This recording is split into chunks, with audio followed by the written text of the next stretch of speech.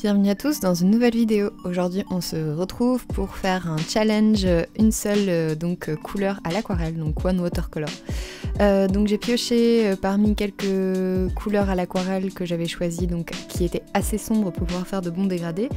Donc j'ai pioché au hasard et c'est tombé sur la Naphthalene Maroon de Daniel Smith, donc c'est une teinte violacée que moi j'aime beaucoup, je l'utilise assez souvent, notamment pour faire des teintes de peau et partir en fait sur des teintes et des carnations un petit peu plus sombres. J'ai donc installé mon matériel, j'ai également fait des dégradés directement dans ma palette sur la gauche et j'ai fait les tests sur la droite. Vous voyez sur l'image les différentes teintes que j'avais fait. Vous voyez donc en haut à droite l'image qui m'a servi de référence, donc c'est une photographie que j'ai prise moi-même cet été au Cap Blanc-Nez. C'est une photo à l'argentique, c'est pour ça qu'il y a un petit ray de lumière d'une petite entrée lumineuse au centre. Donc une fois que j'ai fait le dessin, j'ai commencé par un lavis pour suggérer le ciel en dégradé et également la plage en dégradé. Puis après j'ai fait une erreur en commençant avec de l'aquarelle très foncée sur la falaise. Je me suis arrêtée parce que je me suis rendu compte que je mettais la charrue un peu avant les bœufs. Donc je me suis dit que j'allais d'abord commencer par faire plus de dégradés de valeur en partant sur des teintes moyennes. J'ai continué donc à poser mes valeurs, mes ombres, et puis petit à petit l'image prend forme et s'installe. J'ai réinstallé totalement mon espace de travail cet été.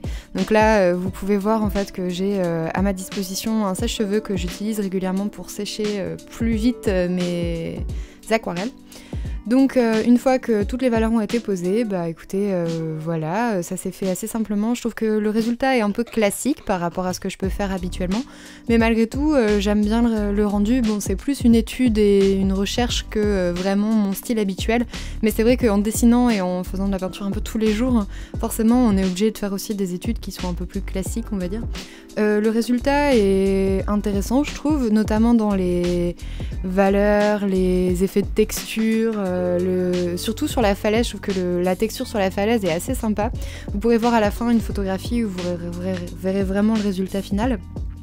Personnellement, j'étais pas hyper satisfaite des bords, vous verrez vers la fin. Les bords sont un peu... on voyait un peu l'aquarelle qui s'était glissée sous le ruban adhésif. Donc ce que j'ai fait, c'est que finalement, après, j'ai coupé en fait pour enlever tout ça et je l'ai collé dans un sketchbook, donc vous verrez peut-être sur un prochain sketchbook tour. Donc voilà, c'est le résultat donc, de mon Watercolor Challenge. Je suis assez contente d'avoir fait ce challenge, ça m'a apporté un petit peu en recherche, en études et tout ça. Je pense refaire d'autres challenges, si jamais ça vous intéresse, n'hésitez pas dans les commentaires à m'indiquer ceux qui vous intéresseraient de me voir faire. Par exemple, à partir de couleurs primaires, moi ça m'intéresserait pas mal, donc si jamais ça vous tente, n'hésitez pas.